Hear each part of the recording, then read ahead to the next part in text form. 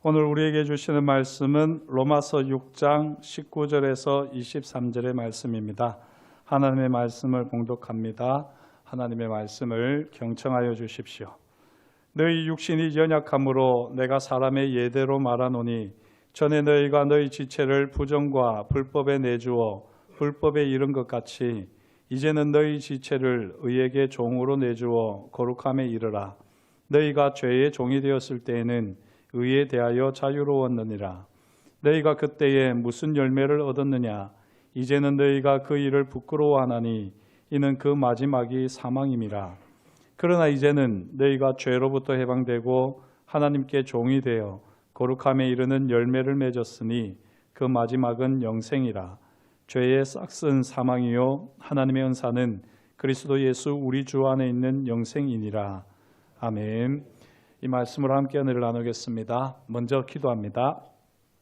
하나님 아버지, 세상에 속한 모든 것들을 십자가 앞에 내어놓고 오직 주님의 말씀 앞에 씁니다.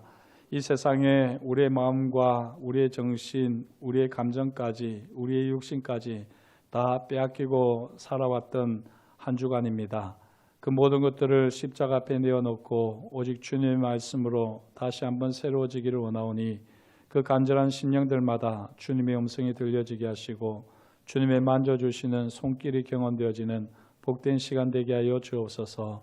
말씀을 전하는 자나 듣는 자가 성령 안에서 하나 되게 하시며 부족한 사람의 죄와 허물은 십자가 보혈로 덮어주옵시며 오직 주님의 음성과 주님의 영광만이 들려지는 경험되어지는 복된 시간 되게 하여 주옵소서. 감사하며 예수님의 이름으로 기도드립니다. 아멘. 우리가 똑같은 죄를 반복해서 저질러도 하나님께서 계속 용서해 주실까요? 어떻습니까? 용서해 주시겠죠? 당연히 하나님의 성품을 보면 우리가 똑같은 죄를 계속해서 짓더라도 하나님은 용서해 주실 것입니다. 비단 하나님의 성품 때문만은 아니더라도요, 예수님께서 하신 말씀 때문에라도 반드시 용서해 주십니다. 베드로가 예수님께 물었지 않습니까? 예수님, 우리에게 잘못하는 사람을 몇 번이나 용서해 줄까요? 7번 정도면 잘하는 거지요? 그때 예수님께서 뭐라고 하셨습니까? 7번을 70번씩 용서하라 말씀하셨습니다. 예수님께서 그렇게 말씀하셨는데 예수님께서 우리를 용서 안 하시면 될까요? 예수님께서 우리가 똑같은 죄를 지어도 490번은 용서해 주실 겁니다. 별로 감동이 없으신 것 같은데 어마어마한 숫자 아닙니까? 가만히 생각해 보면 하루에 한 번씩 그 죄를 짓더라도 490번이면 1년이 훌쩍 넘어서는 그렇게 주님께서는 우리를 용서해 주실 겁니다. 하지만 우리가 490번 똑같은 죄를 지을 때까지 우리 주님께서 그냥 내버려 두실까요? 그렇지 않죠. 하나님의 은혜가 우리를 그냥 두지 않습니다. 하나님의 은혜는 우리가 헤아릴 수 없는 크고 놀라운 우리에게 주시는 선물입니다. 방금 제가 말씀드렸습니다만 은혜가 무엇입니까? 라고 물어보면 많은 분들이 은혜를 잘 설명을 하지 못합니다.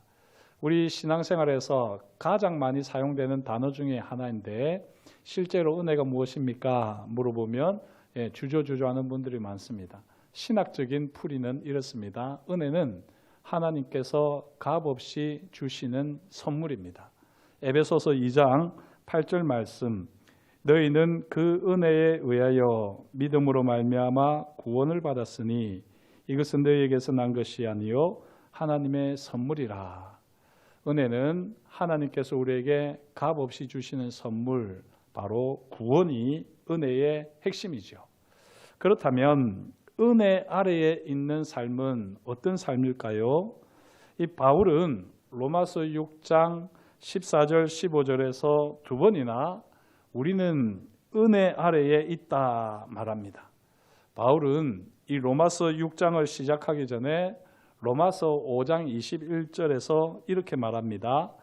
이는 죄가 사망 안에서 왕노릇한 것 같이 은혜도 또한 의로 말미암아 왕노릇하여 우리 주 예수 그리스도로 말미암아 영생에 이르게 하려 함이라. 자, 이 말씀을 보시면요, 바울이 볼 때는 세상에는 두 종류의 사람이 있습니다. 바로 죄 아래에 있는 사람, 그리고 은혜 아래에 있는 사람입니다. 죄 아래에 있는 사람은 죄가 사망 안에서 왕노릇 다스리는 것을 경험하는 사람이고요. 은혜 아래에 있는 사람은 은혜가 왕노릇 다스리는 것을 경험하는 사람이지요. 그런데 이 말씀을 가만히 보시면 은혜가 다스리는 방식을 또 바울이 이야기하고 있습니다. 어떻습니까? 은혜가 우리를 다스릴 때 어떻게 다스리지요? 의로 말미암아 또 주 예수 그리스도로 말미암아 다스리십니다. 이게 무슨 말일까요? 이게 참 이야기가 사실 쉽지 않은 말인데 이것을 풀어내는 것이 바로 로마서 6장입니다. 로마서 6장을 보면 죄 아래에 있는 사람을 죄의 종이라고 바울은 말합니다. 로마서 6장에 죄의 종 몇 번이나 나올까요? 3번 등장합니다. 16절, 17절, 20절입니다.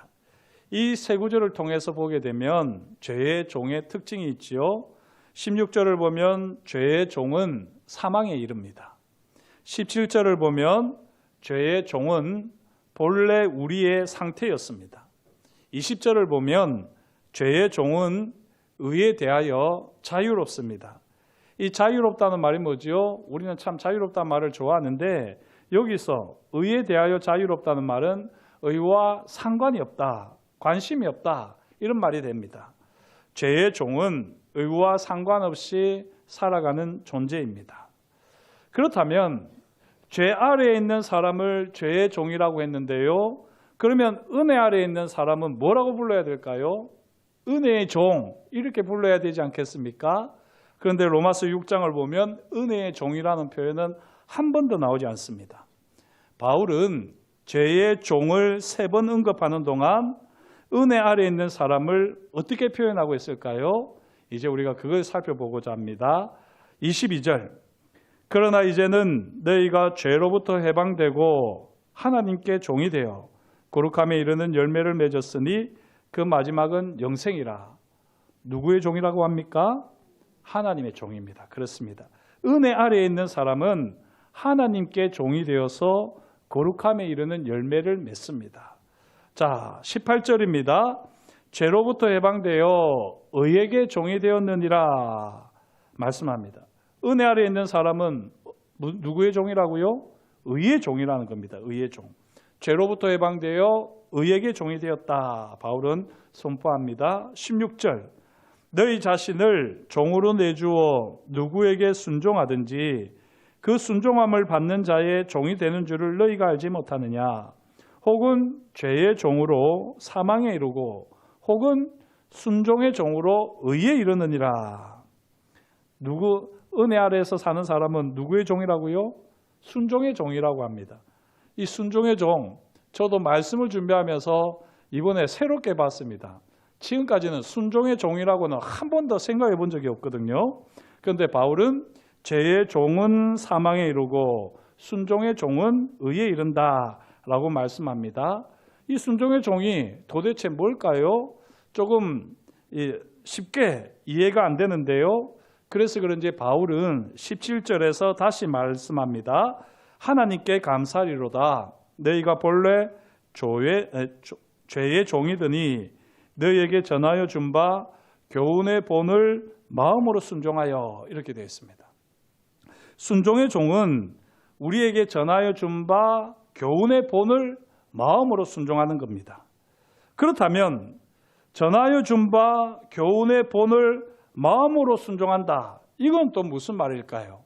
쉽지 않은 말이죠. 본이라고 하면은 바로 따라하는 본보기를 말합니다. 우리에게 전하여 준 본보기가 무엇이지요? 우리가 반드시 붙들어야 되는 교훈의 본보기가 무엇입니까? 그것은 바로 예수님입니다. 예수님이 우리가 따라야 할 본보기입니다. 특별히 예수님을 따른다고 할 때 우리가 따라야 할 본보기가 무엇일까요? 13절 말씀. 또한 너희 지체를 불의의 무기로 죄에게 내주지 말고 오직 너희 자신을 죽은 자 가운데서 다시 살아난 자 같이 하나님께 드리며 너희 지체를 의의 무기로 하나님께 드리라. 여기 보시면 바울은 우리가 주님을 본받아서 어떤 사람같이 되어야 된다고 합니까? 죽은 자 가운데서 다시 살아난 자같이 라고 되어 있습니다. 이것이 바로 교훈의 본입니다. 이 교훈의 본을 바울은 로마서 6장 1절에서 11절까지 아주 자세하게 설명을 하고 있습니다. 주일 아침부터 조금 어렵지요. 지금까지 제가 드렸던 말씀보다는 오늘 말씀은 조금 어렵습니다. 하지만 이게 복음의 핵심입니다. 이 복음의 핵심을 모르고 살아가면요, 우리는 능력 있는 그리스도인으로 살지 못합니다. 교훈의 본, 이 교훈의 본을 마음으로 순종해야지 진짜 그리스도인이라 할 수 있습니다. 자, 이제 정리해 봅니다. 은혜 아래에 있는 사람은 순종의 종으로 의에 이릅니다. 은혜 아래에 있는 사람은 의의 종으로 거룩함에 이릅니다. 은혜 아래에 있는 사람은 하나님의 종으로 거룩함에 이르는 열매를 맺습니다. 자, 이렇게 바울이 이 은혜 아래에 있는 사람은 세 가지 종의 모습으로 이야기를 했는데요. 이 세 가지 종 중에서도 바울은 먼저 은혜 아래에 있는 사람은 무엇보다도 순종의 종이다 라고 시작을 하고 있습니다. 바라기는 저와 여러분들이 은혜 아래에 있는 사람답게 살아가시기를 축복합니다. 무엇보다도 순종의 종으로 살아가시기를 축복합니다. 바울은 은혜 아래에 있는 사람이 결코 할 수 없는 것 두 가지를 강조합니다. 로마서 6장에서요. 은혜 아래에 있는 사람이 결코 할 수 없는 것이 무엇이냐? 6장 1절 2절. 그런즉 우리가 무슨 말을 하리요? 은혜를 더하게 하려고 죄에 거하겠느냐? 그럴 수 없느니라. 죄에 대하여 죽은 우리가 어찌 그 가운데 더 살리요? 예, 은혜 아래에 있는 사람은요, 죄에 거하지 않는다는 겁니다. 죄에 거할 수 없다는 겁니다. 6장 15절입니다. 그런즉 어찌하리요? 우리가 법 아래에 있지 아니하고 은혜 아래에 있으니 죄를 지으리요? 그럴 수 없느니라. 우리가 은혜 아래 사는 사람이라면 죄를 지을 수 없다는 것입니다. 절대로 결코 그럴 수 없다는 것입니다. 바울은 하나님의 은혜가 무조건적임을 잘 압니다. 하지만 이 무조건적 은혜만 믿고 죄에 거하거나 죄를 지을 수 없다라고 분명하게 강조합니다. 우리가 예수님을 믿으면 구원받지요. 우리가 마음으로 믿어 의에 이르고 입으로 시인하여 구원을 받습니다. 제가 늘 드리는 말씀이지만요. 누구든지 성령이 아니고서는 예수님을 주라 시인하지 않습니다. 예수님을 구주로 믿고 시인하면 그 사람은 반드시 구원을 받습니다. 죽음 앞에서, 죽음을 앞둔 침상 앞에서 마지막으로 기도를 드릴 때에 그분이 아멘이라고 하면요, 그분은 반드시 구원받는 줄 믿습니다. 왜냐하면요, 성령께서 역사하시지 않으면 아멘이라고 하는 이 말을 할 수가 없기 때문입니다. 아니, 목사님, 평생을 자기 마음대로 살았는데 죽기 전에 기도 한 번 한다고, 그때 아멘 한 번 했다고 그 사람이 구원받습니까? 구원받을까요? 못 받을까요? 구원받습니다. 성령을 힘입지 않고서는 아멘이라고 말을 하지 않기 때문에 그분이 구원받습니다. 조금 우리가 볼 때는 억울해 보일지 모르지만요, 하나님의 은혜가 이것입니다. 하나님의 은혜가 우리를 구원하실 때는 어떻게 하시는 거지요? 우리의 행함과 상관없이 애초에 구원을 위해서 우리가 한 일은 아무것도 없기 때문에 오직 하나님의 은혜로 예수 그리스도를 구주로 고백하면 구원을 받습니다. 그러면 마음대로 살다가 죽을 때 예수 믿으면 되겠네요, 이렇게 말하는 사람들이 가끔 보면 있습니다. 그렇게 하면 될까요? 안 될까요? 예, 될까요? 안 될까요? 신학적으로는 되는데 실제로는 안 됩니다. 왜 그런지 아십니까?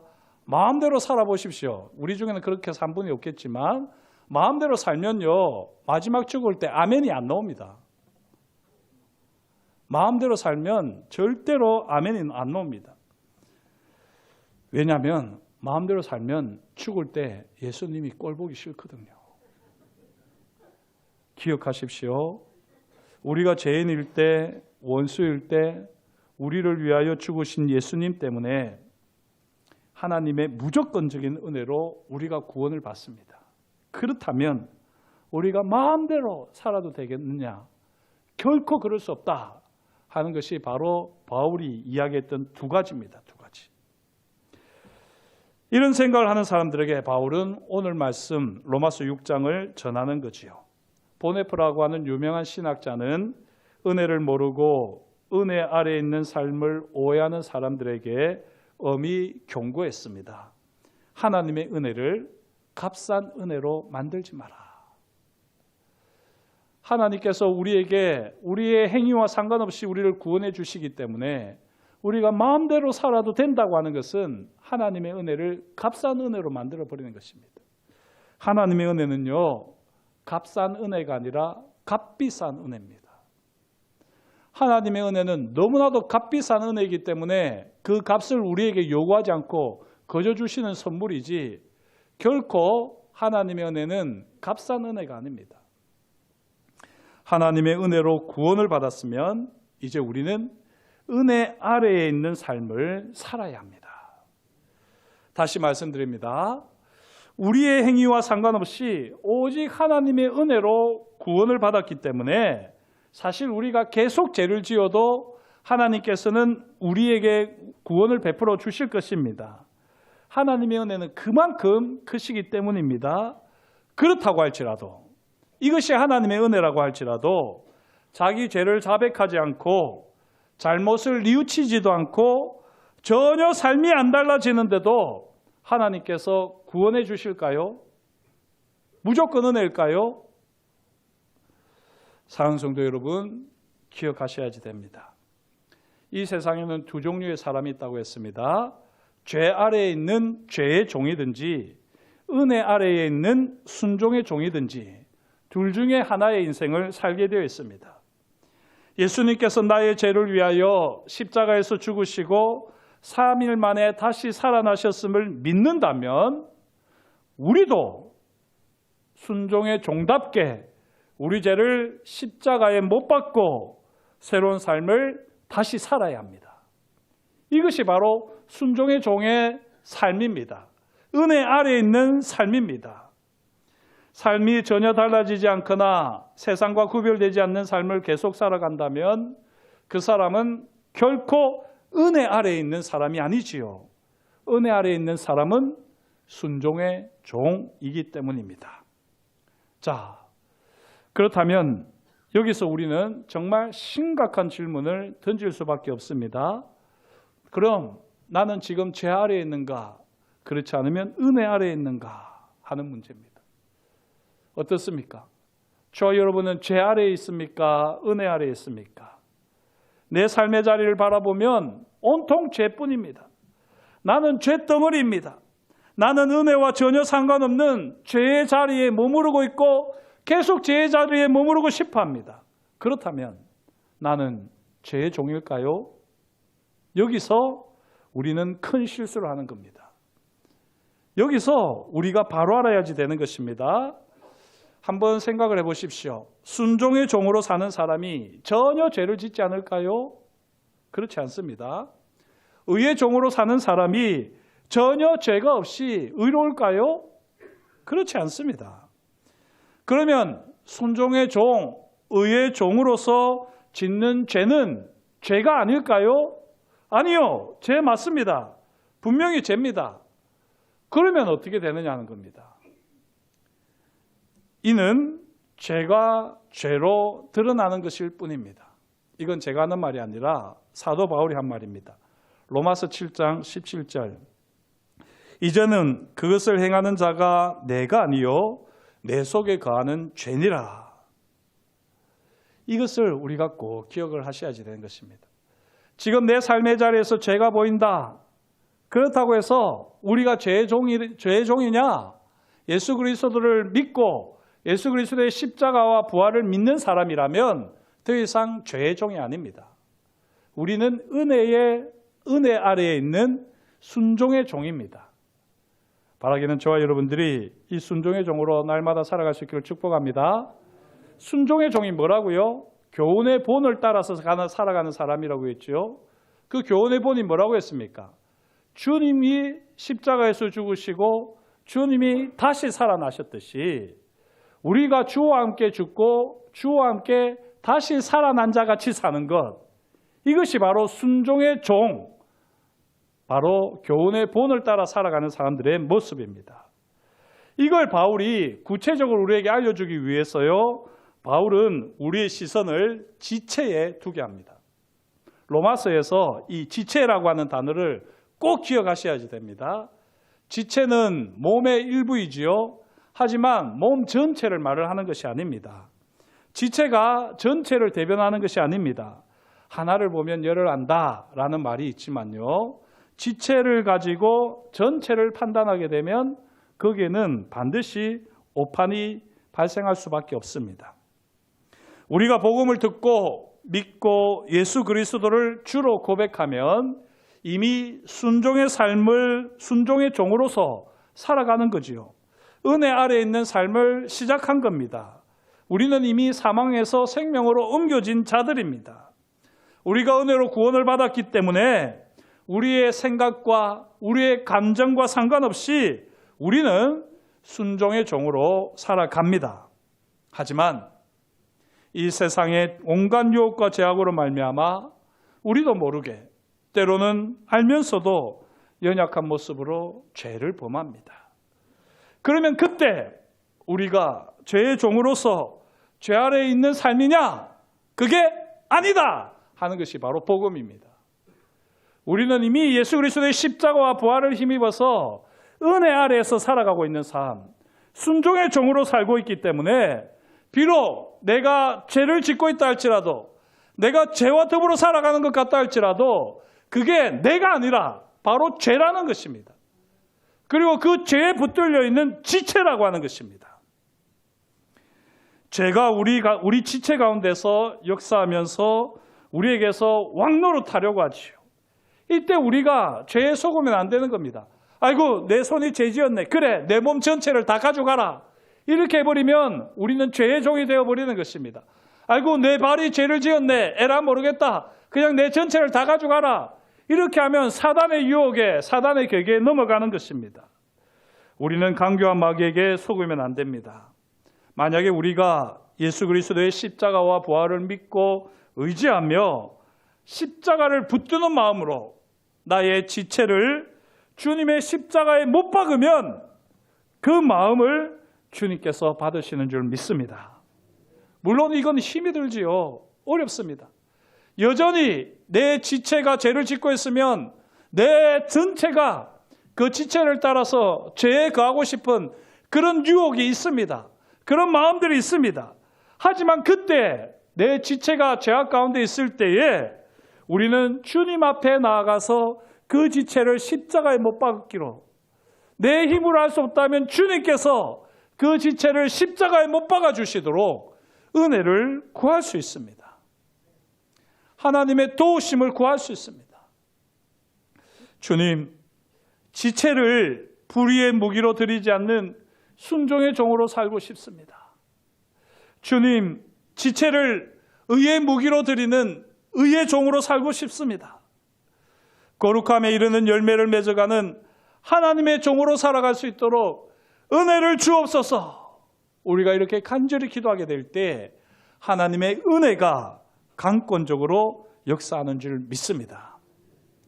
우리의 이 기도를 주께서 들으시고 은혜의 아래에 있는 사람답게 순종의 종, 의의 종, 하나님의 종으로 우리를 다듬어 가십니다. 이것이 바로 바울이 로마서 5장 20절에서 선포한 죄가 더한 곳에 은혜가 더욱 넘쳤나니 하는 말씀의 진정한 의미입니다. 사랑하는 성도 여러분, 저와 여러분들이 죄에 속으실 필요가 없습니다. 설령 내 지체가 죄를 짓고 있다 할지라도 그것이 나의 전부가 아닙니다. 그럴 때마다 나는 순종의 종인데, 나는 의의 종인데, 하나님의 종인데 지금 내게서 또 이 지체가 죄를 짓는구나, 실수를 범하는구나. 그리고는 어떻게 해야 되죠? 그 지체를 가지고 십자가 앞으로 나가서 주님께 맡기는 겁니다. 은혜를 구하는 겁니다. 그때 하나님께서는 반드시 우리 지체를 새롭게 하셔서 불의의 도구에서 의의 도구로 바꾸어 주실 줄 믿습니다. 예수님께서 하신 말씀 중에요, 오약이 딱 좋은 무서운 말씀이 있습니다. 저도 중학교 때 이 말씀을 듣고 이 말씀을 읽으면서 되게 충격을 먹은 적이 있었는데요. 바로 마태복음 18장 8절 9절 말씀입니다. 만일 네 손이나 네 발이 너를 범죄하게 하거든 찍어내버리라. 장애인이나 다리 저는 자로 영생에 들어가는 것이 두 손과 두 발을 가지고 영원한 불에 던져지는 것보다 나으니라. 만일 내 눈이 너를 범죄하게 하거든 빼어내버리라. 한 눈으로 영생에 들어가는 것이 두 눈을 가지고 지옥 불에 던져지는 것보다 나으니라. 충격적인 말씀 아닙니까? 중학교 때 이 말씀을 보고는 제가 손을 하루 종일 호주머니에서 빼지 않은 적이 있습니다. 네, 손을 자르지는 못하고 한번 안 써보겠다 하고, 또 한 번은 왼쪽 눈은 감고 이렇게 하루 종일 지내본 적도 있습니다. 너 왜 그러냐? 예, 우습게 보기도 했었지요. 그만큼 이 참 오해하기 쉬운 말씀이고요. 가만히 생각해 보면 엄청나게 무서운 말씀입니다. 예수님께서는 우리 손과 발, 눈이 범죄해도 괜찮다고 했습니까? 그렇게 생각을 하면 값싼 은혜를 만들어 버리는 겁니다. 그게 은혜 아닙니다. 우리 예수님께서는 손과 발, 눈이 범죄해도 괜찮다고 결코 말씀하시지 않고요, 찍어내버리라, 빼어내버리라 말씀하셨습니다. 얼마나 단호하시고 얼마나 매정한지 모릅니다.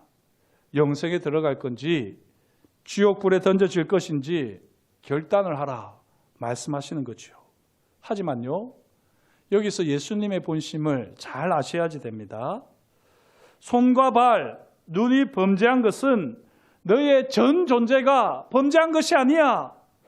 범죄한 것은 찍어버리면 그만이지 그것으로 너의 전 존재가 지옥에 갈 필요가 없어. 이것이 바로 주님의 진심입니다. 예수님은 죄의 종노릇하는 지체를 십자가에 못 박기를 원하십니다. 예수님은 죄의 종노릇하는 지체 때문에 우리의 전 인격이 지옥으로 가는 것을 원하지 않으십니다. 예수님은 구원받은 우리 전 인격이 온전히 순종의 종, 의의 종, 하나님의 종으로 거룩한 산제물로 드려지기를 기뻐하십니다. 여전히 세상을 향하고 세상에 젖어 있는 우리의 지체들을 십자가에서 죽이시고 부활의 영광과 능력으로 새롭게 하셔서 우리의 지체들을 의의 무기로 사용하시기를 기뻐하십니다. 가장 치열한 영적 전쟁이 어디에서 이루어지겠습니까? 바로 우리 몸에서 이루어지고 있습니다. 내 몸이 가장 치열한 영적 전쟁입니다. 사탄은 끊임없이 우리 지체를 죄 가운데 두면서 봐라, 너는 죄 아래 있는 사람이야, 너는 죄의 종이야, 끊임없이 우리를 미혹하고 있습니다. 속을 필요가 없습니다. 오늘 이 말씀을 따라 우리가 분명하게 깨달아 하셔서 우리의 지체를 잘 관리하시면서 주님과 함께 죽고 주님과 함께 다시 살아나는 삶을 통하여 순종의 종, 의의 종, 하나님의 종으로 매일매일 하나님께 영광을 돌려드리는 거룩한 예배자 되시기를 주의 이름으로 축복합니다. 기도하겠습니다. 하나님 아버지, 오늘도 주님께서 우리에게 말씀하여 주시니 감사합니다. 하나님의 말씀을 따라 우리가 어떠한 사람이 되어야 할지를 분명히 알게 하시고 우리가 은혜 안에 있는 삶을 살게 하시니 참으로 감사합니다. 주님, 여전히 우리는 죄의 종인 줄 알았습니다. 주님을 믿고 십자가와 부활을 믿고 의지한다고 하면서도 우리가 죄를 발견하고 또 죄에 속절없이 끌려가는 우리 자신을 볼 때마다 죄의 종으로 스스로 여겼더랬습니다. 그러나 오늘 말씀을 통하여 이제 확실하게 알았사오니 이제 더 이상 죄의 종으로 살지 않게 하시고 은혜 아래에서 살게 하여 주옵소서. 순종의 종, 의의 종, 하나님의 종으로 하나님 우리 지체를 주님이 기뻐하시는 의의 무기로 사용하시기까지 우리 전체를 드릴 수 있는 하나님의 사람들 되어지게 하시고 혹 여전히 죄악 앞에서 맥없이 쓰러져 가고 끌려가는 지체를 볼 때마다 하나님의 도우심을, 은혜를 더 구하는 하나님의 사람들 되게 하여 주옵소서. 그렇게 은혜 아래 삶을 살게 하실 것을 인하여 감사드리오며 예수님의 이름으로 기도드립니다. 아멘.